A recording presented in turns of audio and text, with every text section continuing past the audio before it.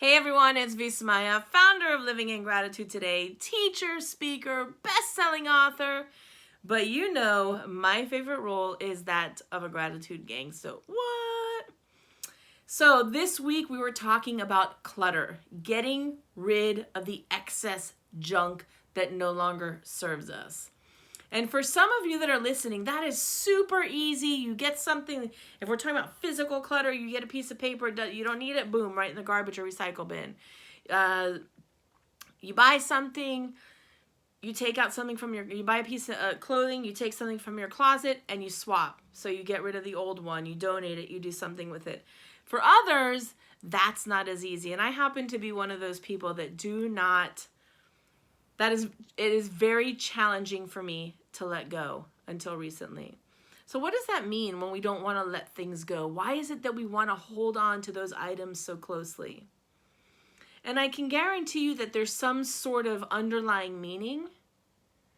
And this week what I did was I had a huge opportunity to release a ton of stuff. It started at the beginning of the month or the beginning of August at my dad's house, where I started to get rid of papers and things that just no longer served him, but he wouldn't let me get rid of them before. And now he's allowing me to slowly but surely. And I spent a whole week at his house shredding papers, tossing out things, getting rid of old books, donating whatever I could donate, but just starting to clear out. And I felt so much better.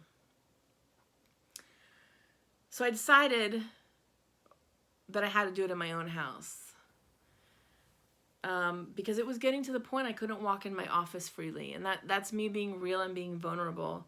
This is not something that I don't like to organize. That's not my forte. It's not what I enjoy doing. I love a clean space, but the actual steps of doing it, not something that I'm really that great at until recently.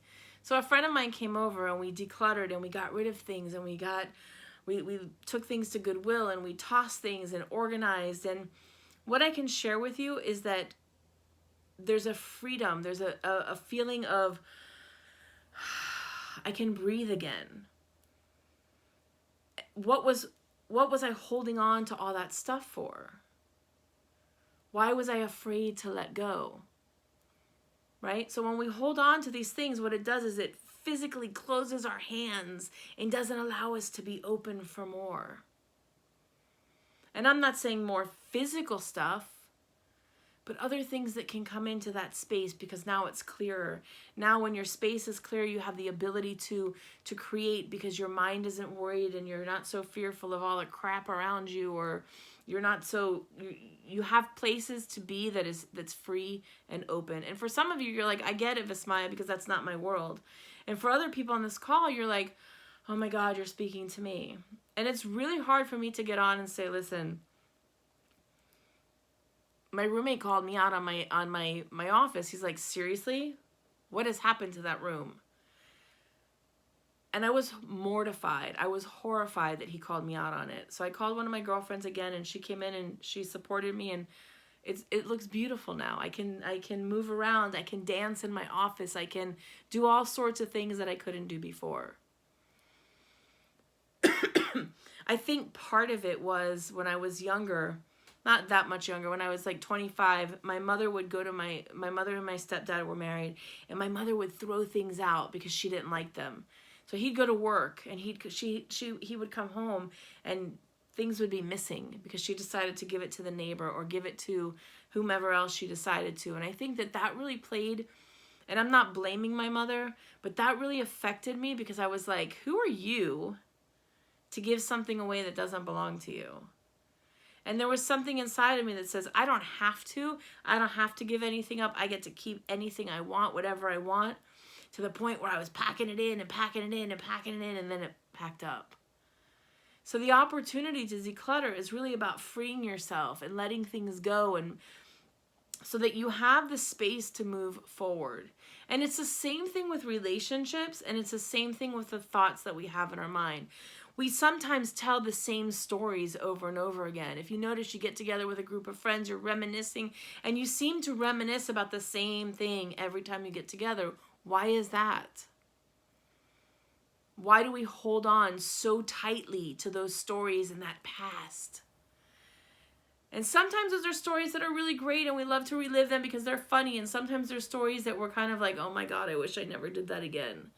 And I get it, because sometimes reliving those stories is what allows you to peel off that next layer, that next, we're like onions, right? We never are totally 100% cured of our past, but each layer that we peel off, it allows us to get to another level so that we have a deeper understanding of who we are and what makes us tick. And I think that as, we start to get rid of things and to cut off the people that no longer serve us in our life and to end relationships and to change our thoughts and the stories that we're sharing, what starts to happen is that we open up the space for us to maneuver and to create and to be free and to manifest the things that we really want. Because when you have a cluttered mind, you're not able to manifest and bring in the things that you truly want. When you have a cluttered space, you're so preoccupied and focused on all the other stuff, you're not able to really focus on the things and the dreams and that you want. And, it's been interesting because I'm watching my space, and as it's so pretty now and it's cleaner and I have, these ideas of what I'm going to do in my office, and now as I'm looking at things, I'm like, okay, I don't need that anymore, and I don't need that anymore, and I get to release and relinquish.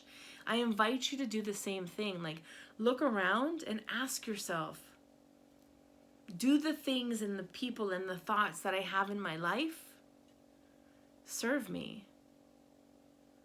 Or are they holding me back and making me feel like a slave in my own brain, in my own mind, in my own home? So this has been, like I said, a very interesting week, and the releasing and the freeing and the getting rid of things has been very powerful for me. And I hope that as you start your own practice of releasing and freeing and getting rid of stuff and enjoying what you actually have, because now you have the opportunity, the people in your life, when we get rid of the other people that no longer serve us, we have the space to deal with and the time to deal with the people that really bring us pleasure. When we let go of those thoughts in our head that don't allow us to move forward, when we tell ourselves, okay, enough of that, enough of that, enough of that, no more, conversation over.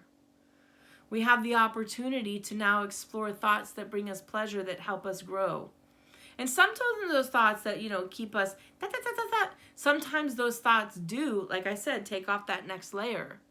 And that next layer is what allows us to get even deeper into that space, into the juiciness, into the mushiness of our lives, that we get to explore what brings us pleasure and what brings us pain.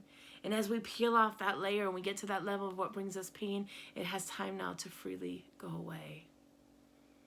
And that's what I've been able to experience this week as I'm decluttering. I'm noticing that there are so many different layers to what causes me to hold on to things for so long. And it's interesting because my grandmother's china, I realized that I didn't want it, I didn't need it, I didn't like it anymore, but in the past I had held on to it because it was my grandmother's. And my grandmother was my favorite person on the planet. But my grandmother is here. She's not in a plate. And as I'm looking around at all these other things, I'm like, it's starting to make sense, and I'm starting to really see things with clearer, fresher eyes. And, thank you for allowing me to be vulnerable. Thank you for allowing me to share a part of myself that I don't always like to share, but I think it's important that I can be as open and vulnerable with you so that we can all take ourselves to that next level. So this week, I really invite you to continue letting things go, a thought that no longer serves you. If there's a relationship that you can't cut off completely because it's a family member, maybe cut the amount of time that you spend with that person, or the time that you free up a little bit of your time so that you can do the things that do bring you pleasure. If it's items in your house, get rid of a few things. And see how you can start to release and to fly and to feel better and to feel more free. So if you have not yet joined the I Am Living in Gratitude Today group on Facebook, please do. We are doing our 30-day gratitude challenge because the month of September is self-improvement month. And again, this was such a great way to start the month by decluttering and freeing those areas so that as we start to open that space, as we start to expand, we get to allow all this juiciness in. So a lot of miracles have been happening so far since I've done this cleaning process. I still have more to do, and I'm super excited at this point. I'm no longer, It's really now becoming an experience of something that I enjoy doing. Let me rephrase. I don't enjoy doing it, but it's a lot less painful. So I invite you to take that on, see what you can get rid of, either mentally, relationship-wise, or physically. All right, everybody, have a great week. Jump into the I Am Living in Gratitude Today Facebook group. Join the challenge. Today is day 3.